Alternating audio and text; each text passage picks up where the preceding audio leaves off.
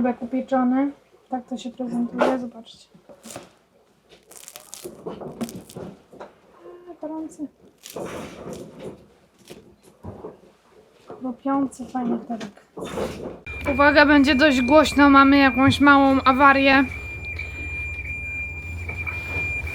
Silnik wyje, że prawdopodobnie nie ma ładowania silnika. Wyłączysz to?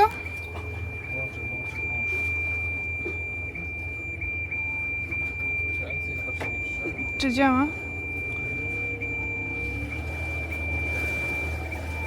No, silnik działa, ale...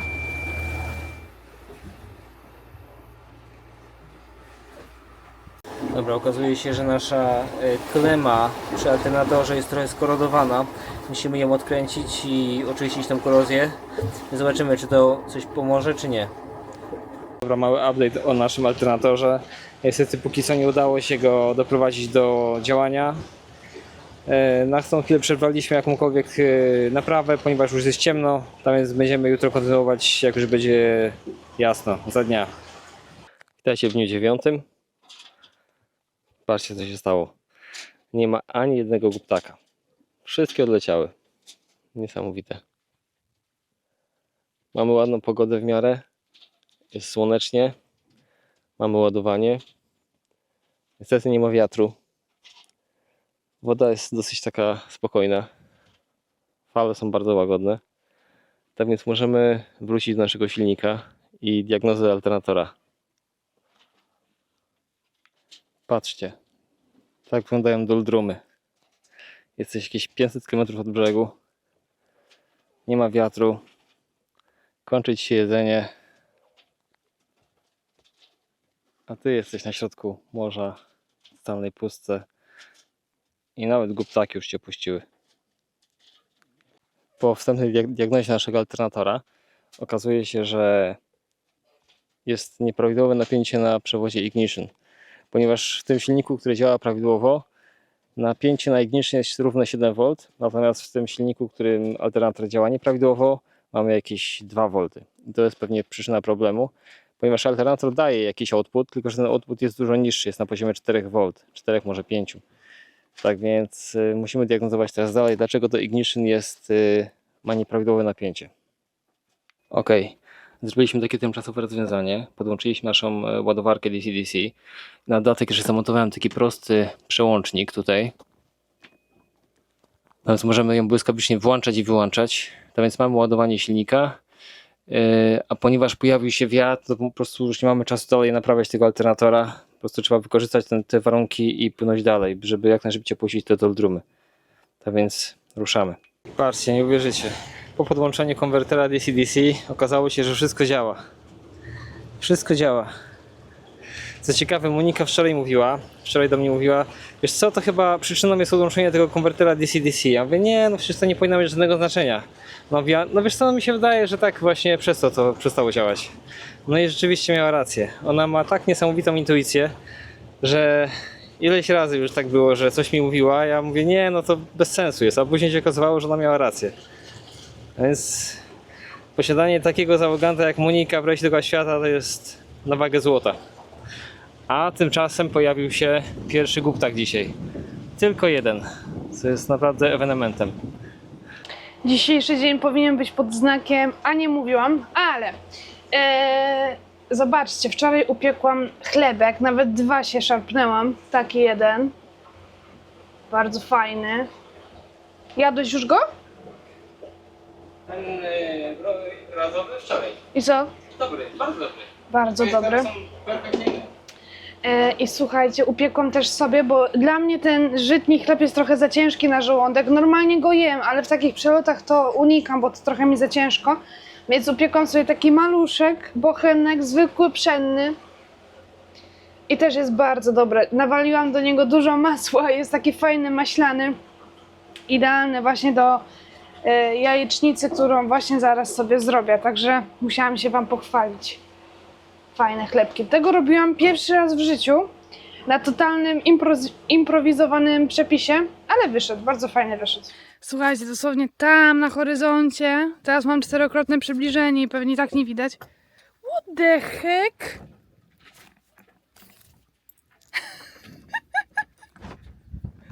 ty tu robisz? Ale się przestraszyłam. Ej, naprawdę to nie było planowane. Nie, serio, co to jest w ogóle? Co to się dzieje? No, hites. Dobra, słuchajcie, bo chciałam wam powiedzieć, że tam na horyzoncie były delfiny, te wielkie delfiny, co się pojawiły w nocy.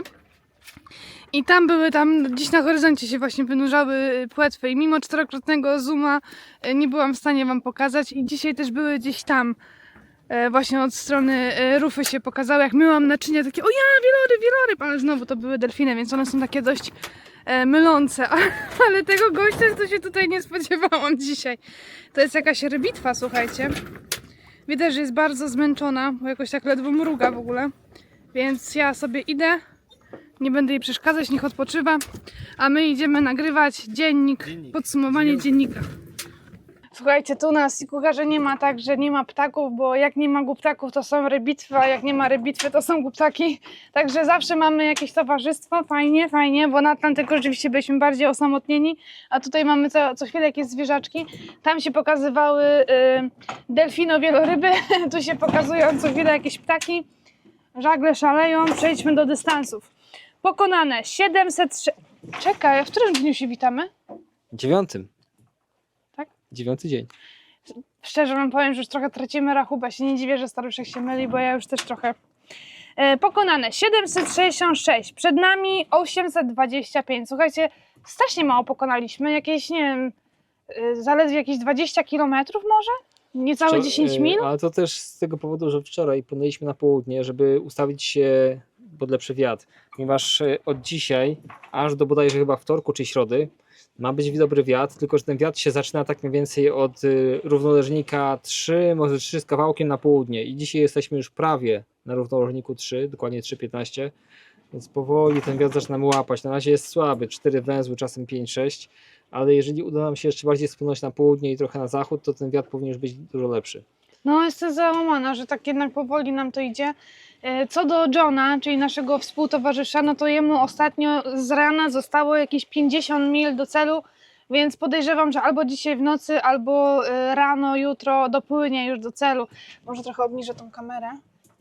O, dopłynie do celu, więc no trochę mu zazdrościmy, nie?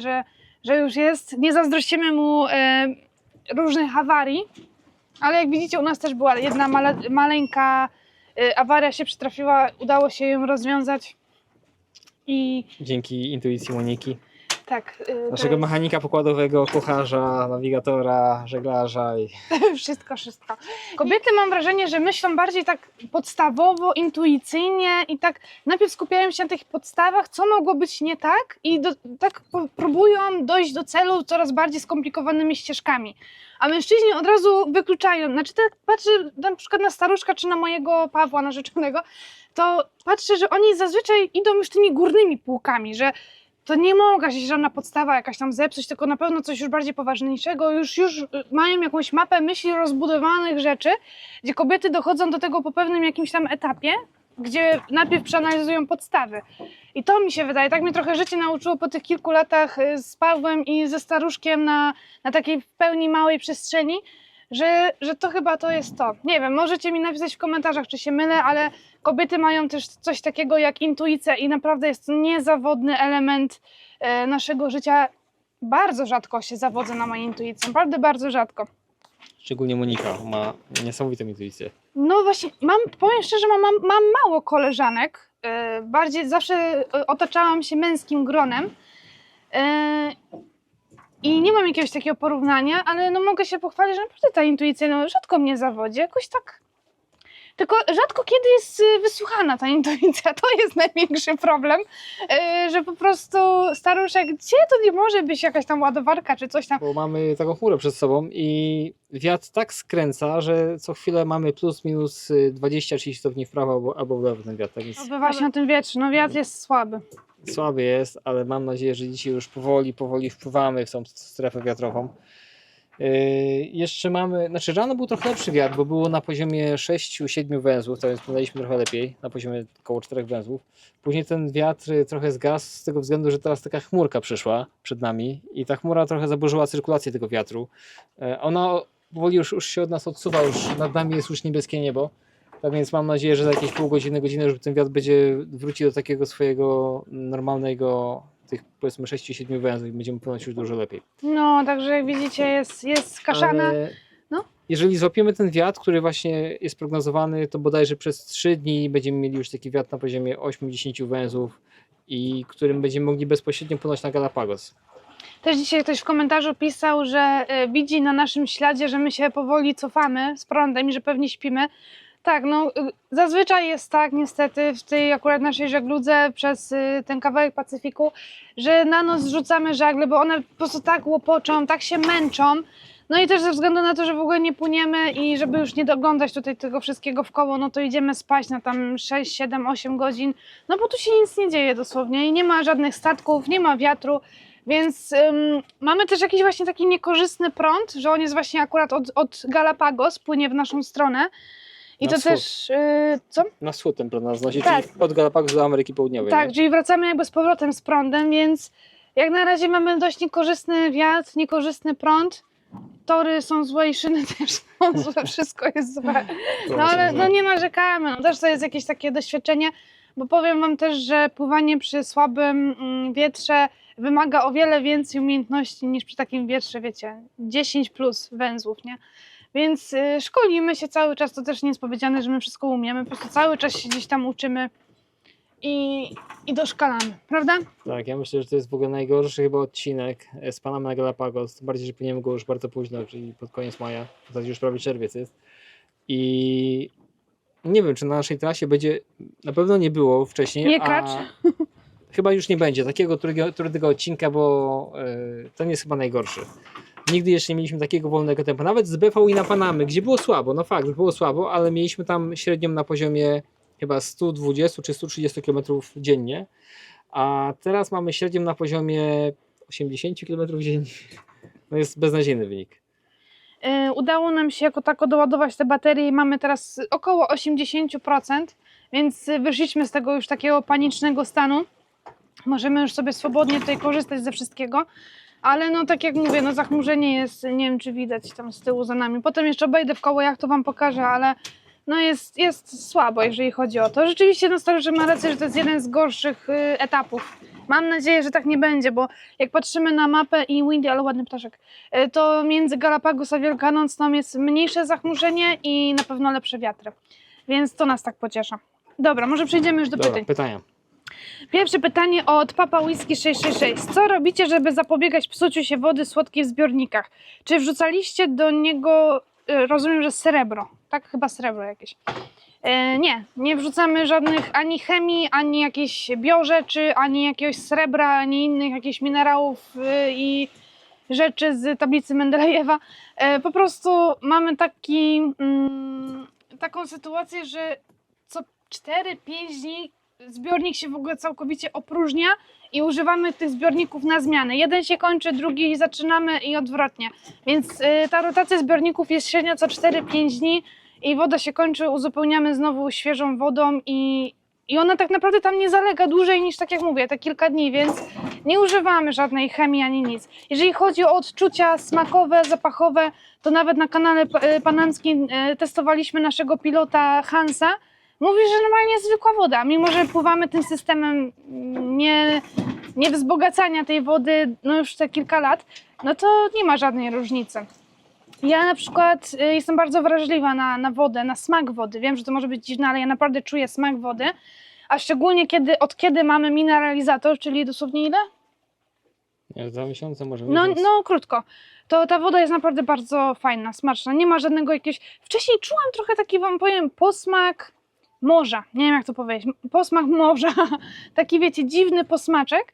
Teraz odkąd mamy ten mineralizator i woda jest właśnie zmineralizowana, przefiltrowana jeszcze kilka razy, no to naprawdę niczego nie czuć. Absolutnie nie ma żadnych odczuć, a ja naprawdę z ręką na sercu jestem bardzo wrażliwa na jakieś smaki, zapachy i no w tym przypadku jest super, więc nie wzbogacamy, nie czyścimy w żaden sposób naszej wody, poza całym systemem filtrowania i mineralizacji. Dedy Dominiku 2. Wasza trójka stworzyła Dream Team. O! Pumia rodzina. No, jesteśmy wszyscy pumią rodziną. Jesteśmy pumierzami. Coś niepowtarzalnie szczerego i sympatycznego jest w tej waszej wyjątkowej produkcji i te live'y czy dziennik oceaniczny to już zupełny unikat. Gratuluję. Bardzo dziękuję. Dziękujemy Naprawdę. bardzo. Jest nam naprawdę miło takie coś czytać. Tych komentarzy takich, że tak powiem, miłych jest bardzo dużo i bardzo miło mi się czyta, ale to akurat przeczytałam, bo jest tutaj zawarte też pytanie.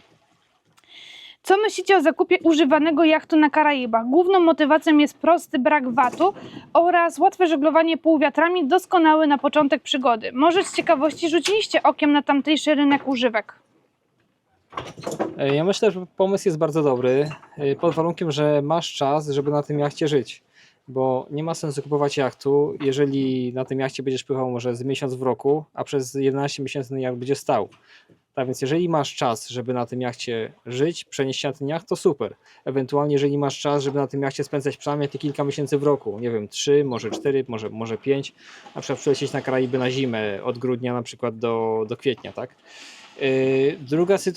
Druga kwestia jest taka, że rynek jest tu bardzo duży, ponieważ jest tutaj bardzo dużo jachtów, zarówno takich prywatnych, jak i czarterowych, chociażby na Martynice w słynnej marinie Le Marin, tam nie wiem, z 2000 jachtów jest dobre, olbrzymie, znaczy jest tam marina, kotwicowisko duże, bojki, na Grenadzie jest bardzo dużo jachtów, tam macie chyba 4 boatyardy takie duże, tam dużo jachtów na serwis przyjeżdża, czy na przykład na sezon huraganów wyciągają. Na BVI macie też dużo, tam jest macie na pewno rynek jest bardzo duży. Trzecia rzecz odnośnie tego VAT-u, to jest też bardzo, bardzo rozsądne, ponieważ ja uważam, że nie ma sensu dopłacić tego VAT-u w Europie. Tym bardziej jest to też taka kwestia, że jeżeli nawet ten VAT zapłacicie w Europie, to przeważnie jest to 20 parę procent i wypłyniecie z tej Europy na jakiś dłuższy rejs, na kilka lat, to po 3 latach ten VAT wam przypada. I musicie znowu, jak wracacie do Europy, po 3 latach czy tam dłużej, musicie ten VAT płacić. Znowu, to jest w ogóle absurd. Podobno można tam jakieś zaświadczenie wziąć od celników, że mogą wam ten okres przedłużyć, tak? Że na przykład nawet 5 czy dłużej lat, ale nie wiem, nie zbadałem dokładnie tego tematu, podobno jest taka możliwość. Natomiast tak, no myślę, że jest to dobry pomysł, jeżeli masz czas na życie na jachcie, to jest to świetny pomysł i Znaczy, rynek jest bardzo duży. Nie do końca też mogę się zgodzić, że musisz jacht kupić w momencie tylko wtedy, kiedy masz czas, żeby żyć na tym jachcie, bo też istnieje coś takiego jak czarter. Myślę, że wielu z Was w tematyce żeglarskiej na pewno korzystała, czy na Mazurach, czy właśnie na morzach, oceanach właśnie z czarteru. Też można kupić jacht i po prostu oddać go w czarter. Oczywiście po takim czarterze jacht wymaga pewnego remontu, nie tylko właśnie silnika, czy trochę też wnętrza, no bo różnie ludzie dbają o takie rzeczy. Na przykład Sikugarek też jest jachtem poczarterowym i tak naprawdę wiele nas rzeczy tutaj nie wymagał do jakiejś takiej rekonstrukcji, nazwijmy to, ale może oddać jacht w czarter, on przy okazji też na siebie zarabia, być może spłaca raty kredytu, bo czasem też ludzie właśnie biorą kredyt na zakup jachtu. Czasem ludzie sprzedają wszystko, co mają w Polsce, czy tam gdzieś po prostu kupują jacht za wszystko, co mieli i na tym żyją. Więc może też warto pomyśleć o oddaniu jachtu w czarter też przy okazji, żeby on trochę na siebie zarobił. To jest bardzo dobre rozwiązanie, to co powiedziałaś, tylko tutaj jest dodatkowy taki warunek, bo do jachtu, który chcesz oddać w charter, to nie kupisz jachtu za tak, to musi być nowy jacht. Znaczy nowy do 5 lat powiedzmy i przeważnie to musi być katamaran albo jakiś duży monohul od 45 w górę, bo... Nie no, monohule też się bardzo dobrze czarterują. Tak, ale to wzdłuże. Na przykład rzadko kiedy w charterze są... w Grecji, ile on miał stóp? Tak, no to jest takie dolne granica, to jest takie 30 parę stóp, ale przeważnie takie typowe czarterowe to jest 40 plus, ewentualnie katamarany, nie? Wiesz, Myślę, że tak naprawdę w Chorwacji, Grecji, gdzie naprawdę tam jest bardzo duży czarter jachtowy, myślę, że bez problemu byś oddał w ręce właśnie jakiejś firmy czarterowej, ale tutaj mówimy o Karaibach. Dokładnie nie znamy rynku czarterowego, jest on na pewno mniejszy niż na całym Śródziemnym. Trzeba byłoby się bardziej zagłębić w ten temat. Ja też słyszałam, że jachty na Karaibach są znacznie droższe niż w Europie, ale może to rekompensuje to, że właśnie nie ma tego VAT-u. Nie wiem, ciężko stwierdzić. musisz zobaczyć ceny. Na pewno będziesz mógł dużo ofert znaleźć z Karaibów, bo jest tu bardzo dużo jachtów. Mnóstwo. Mhm, Tak więc musisz zerknąć na przykład na Yacht World czy na inne serwisy i zobaczyć, nie? I tutaj jeszcze Dominik ma kolejne pytania. Dlaczego płynęliście na Barbados, a nie na St. Lucie? Na przykład na Foreland piszą, że lepiej dobić na St. Lucie, bo taniej, lepsza infrastruktura, ewentualne naprawy, roaming europejski i tak dalej. Wreszcie widać wasz ślad na żywo. Dziękuję. Od kilku godzin dryfujecie w przeciwnym kierunku. Tak właśnie to mówiłam. Jeżeli chodzi o Barbados, to tylko dlatego tam popłynęliśmy, że uznaliśmy, że to była nasza jedyna, że tak powiem, szansa tam dopłynąć. Bo bezpośrednio z Atlantyku dobiliśmy na Barbados, który jest względem reszty Karaibów, archipelagu, znacznie wysunięty na wschód o jakieś 100 km, tam jakieś, nie wiem, 50 mil, może nawet niecałe. Więc uznaliśmy, że najpierw dobijemy na Barbados, a potem znowu z wiatrem spłyniemy na resztę Karaibów, bo gdybyśmy zrobili tak, że najpierw na St. Lucie, a potem byśmy popłynęli na Barbados, no to byśmy męczyli się te ileś mil pod wiatr po prostu, więc uznaliśmy, że teraz albo nigdy. I też bardzo chcieliśmy zobaczyć Barbados, choćby dlatego, że stamtąd pochodzi Rihanna i w ogóle chcieliśmy zobaczyć, co tam ciekawego. I też chcieliśmy chyba jak najszybciej po Atlantyku, który był dla mnie koszmarny. Bardzo się wymęczyłam, chciałam być jak najszybciej na lądzie, po prostu żeby stanąć na lądzie i poczuć, że żyję, bo te 18 dni na oceanie sprawiły, że no, myślałam, że zejdę z tego świata. Naprawdę bardzo się źle czułam. Barbados chyba był jedną z takich wysp, która nam się bardzo spodobała, nie? No i tak ja właśnie mówię, że większość jednak nie płynie na Barbados, tylko na St. Lucie, czy na przykład na Martynikę też dużo ludzi dobija. I też uznaliśmy, że czemu być jak wszyscy płyniemy tam na Barbados, nie? Więc no, a że my nie mieliśmy też żadnych usterek poprzez Atlantyk, nie mieliśmy, nie wiem, jakichś tam problemów i tak dalej poza zdrowotnymi, ale wiedziałam, że ląd mi uleczy, no to jakoś niekoniecznie chcieliśmy właśnie na tą St. Lucie płynąć, po prostu oczywiście też na St. Lucie byliśmy, nie? Ale wiedzieliśmy, że z czasem też tam dopłyniemy. Od Mareckiego. Jakie materiały są najbardziej komfortowe w takich warunkach temperaturowych i wilgotności? Bawełna, len czy jakiegoś typu hiper, turbo, Coltex, super dry i inne sztuczne wynalazki?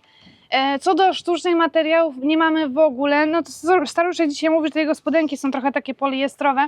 Ja wyzbyłam się, przyznam szczerze, że miałam poliestrowe rzeczy, bardziej takie sztuczne na jachcie, ale 2 lata temu, w sumie jak powoli zaczynaliśmy już tak płynąć w tym rejsie, to wyzbyłam się wszystkiego. Wywaliłam, część oddałam, część wywiozłam z powrotem do Polski, bo no poliester w ogóle nie polecam, to strasznie się człowiek poci. Polecam w momencie, kiedy jest naprawdę bardzo... Co jest? O, przyszedł nasz A spodobała mu się lifelina. pasażer. Co tam gościu malutki? Chciałbyś może tuńczyka zjeść, co? Może jest głodny? Pokażemy czy nie? A tu Trzymaj. moje majciochy się suszą, ale tutaj jest, widzicie? Przy odbijaczu, przy desce. Nazwiemy go Spodobał się Google. Marian. Marian? Więc no poliester jest tragicznym materiałem, rzeczywiście. Co innego właśnie w takich jakichś regionach chłodniejszych, no to już z braku laku bym założyła. Tak jak mówię, no zależy też gdzie płyniesz, w jakich regionach. No tutaj wzdłuż równika jest bardzo gorąco, więc unikamy sztucznych materiałów.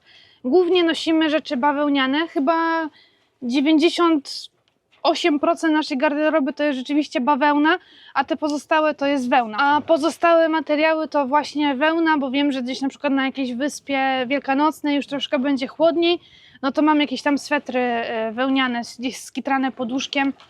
No na przykład kiedy, nie wiem, płynęłabym w jakichś takich warunkach bardzo zimnych, północnych, sztormowych, to nie wiem,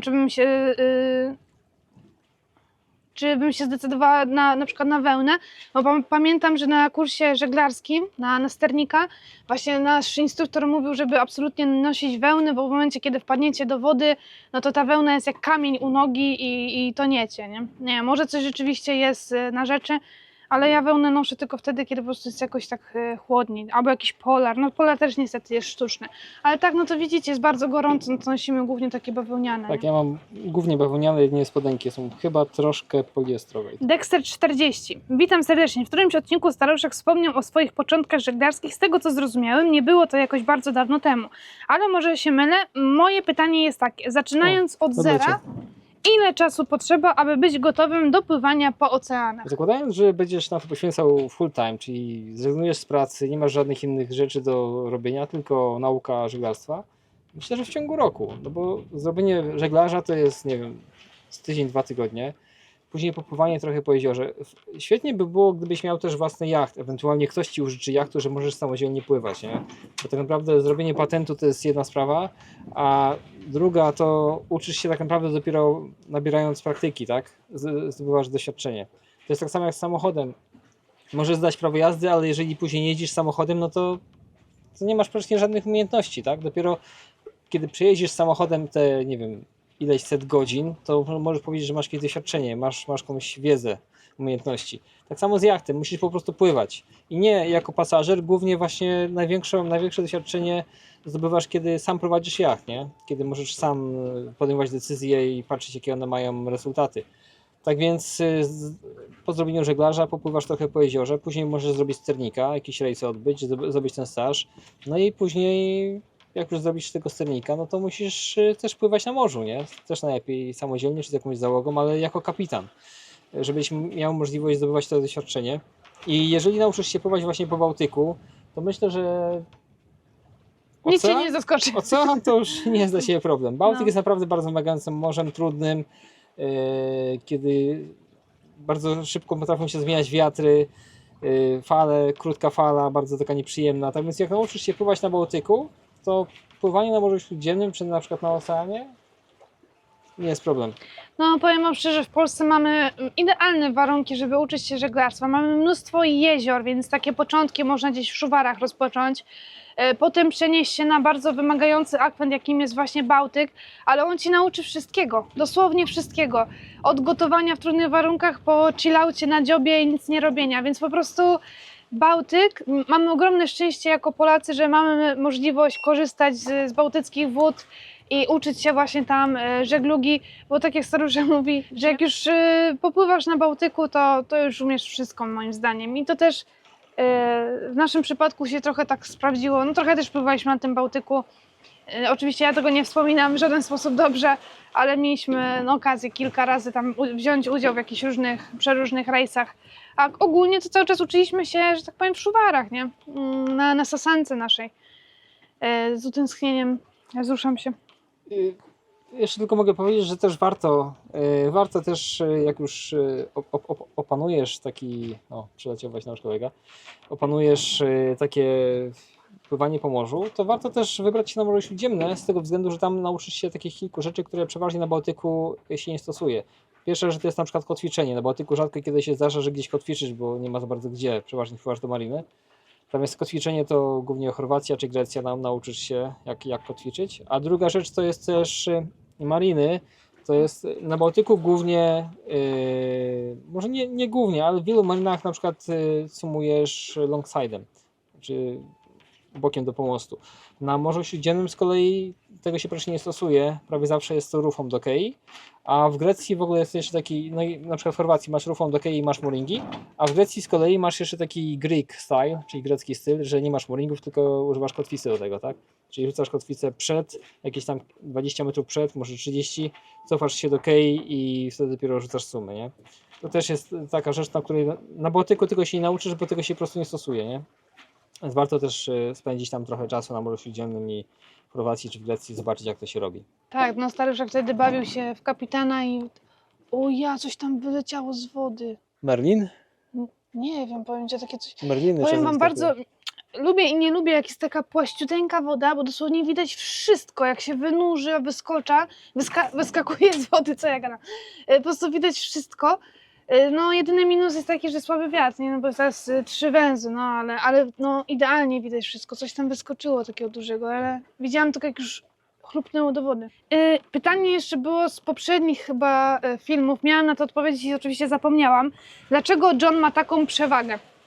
I dlaczego on już praktycznie dopłynął, mimo że wypłynęliśmy razem? No nie wypłynęliśmy razem, bo John wypłynął jakieś 3-4 dni przed nami. Byliśmy praktycznie obok siebie, bo my byliśmy Flamenco Marina, a on był, no nie wiem, tam... Po drugiej stronie, no dosłownie, nie wiem, kilometr dalej. No jakiś To jest kilometr. druga strona tego tak, półwyspu sztucznego. Dokładnie, więc kilometr dalej od nas. No i zrobił jakieś tam najpilniejsze naprawy i wyruszył. O, kolejny śmieć. Słuchajcie, odkąd nagrywamy, chyba już 5 butelek przeleciało, nie? Jest tak zaśmiecony ten ocean, że aż przykre. Więc po prostu wypłynął 3-4 dni wcześniej i już można powiedzieć, że jest na Galapagos, nie? Już dosłownie... John miał też inną sytuację, bo on się bardzo śpieszył, bo tam 27 przylatywała jego dziewczyna, nie? A on wypłynął chyba, nie wiem, 20, czy może jakoś, już nie pamiętam kiedy wypłynęliśmy, nieważne. No. Wypłynął jakoś tak, nie wiem, 20, może 19 i po prostu on mówi tak, że ja będę pędził na to Galapagos na silniku głównie, bo nie mam czasu, po prostu na 27 muszę tam być, nie? No i tak chciał Tak, być na miał taki 27. cel, że jak nie na żaglach, to na silniku, żeby zawsze mieć 5,0 węzła prędkości. Tak, sobie Mówił, policzył, że że tydzień czasu, bo to tam jakbyś miał 5 I węzłów. tak by było. Tylko problem jest taki, że miał awarię autopilota. Też chyba tam paliwa mu okazuje się, że nie starczyło, trochę pod wiatr płynął i... Delfiny, widzisz? Gdzie w tym miejscu? A to są te duże, tak? z półwiatru. Te duże. No możliwe. Okej. O, widzisz? O, jaki wielki był. Tam, widzisz? No z półwiatru, widzisz? Czekaj. Jeszcze akurat teraz nie. A widzę, dobra. Słuchajcie, no nie pokażemy wam, bo są dość daleko. To on po prostu płynął na silniku sporo czasu. Właśnie ta pierwsza część trasy, pierwsza połowa trasy, no to niestety jest ta gorsza. Ta, gdzie jest gorszy wiatr, często wiatru nie ma w ogóle, albo jest podwiat i nie dość, że jest wiatr słaby, to jeszcze jest podwiat. Natomiast no, my staraliśmy się głównie pływać na żaglach. Czasem na silniku też płynęliśmy, ale niedużo. A John głównie. Ty, one są coraz bliżej. Może wam uda się pokazać. No, John płynął głównie na silniku i po prostu on się śpieszył, bo miał termin 27 i tak mu się nie udało tego 27 Czy dopłynąć, dawaj, dobra. ale jutro już dopłynie, można dzisiaj wieczorem. Tak. Kochani, pożegnanie, ludzkie pożegnanie, bo nie może być inaczej z naszą morską pumią rodziną. Tak więc co, jeszcze raz bardzo wam dziękujemy za oglądanie naszego dziennika, internetowego dziennika oceanicznego, za każdy komentarz, wsparcia, za każdy naprawdę, za każde pytanie. Jesteśmy bardzo wam wdzięczni i no jest nam naprawdę niezmiernie miło, że jesteście, że możemy to poczytać, że nie jesteśmy sami w tym wszystkim i nasza żeglarska pumia rodzinka się tutaj powiększa. Jest nasz kolega z przodu. Tak, Marian wrócił. Więc widzimy się już jutro w którym? 10. W 10 odcinku, także do zobaczenia już teraz tak naprawdę. Pa, pa! See you!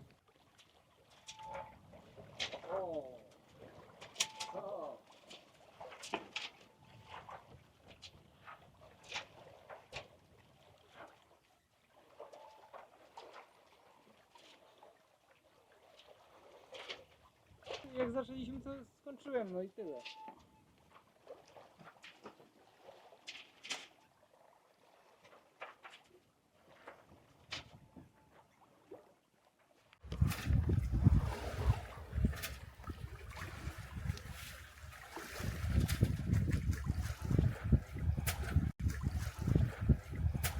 Chodź Marian, dostaniesz jedzonko, no chodź.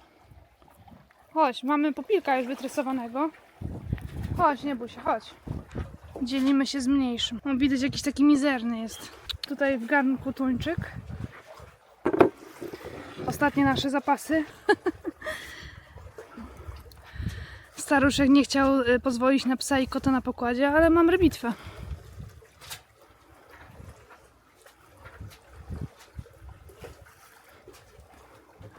Ciekawe, czy z ręki mi zje. O, ale duży chyba ten kawałek był, co?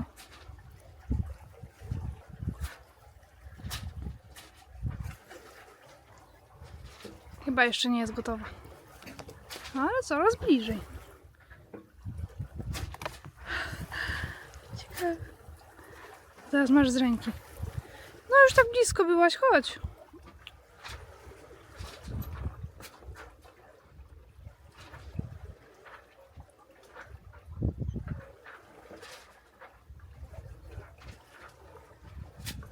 Dosłownie obok nogi. O.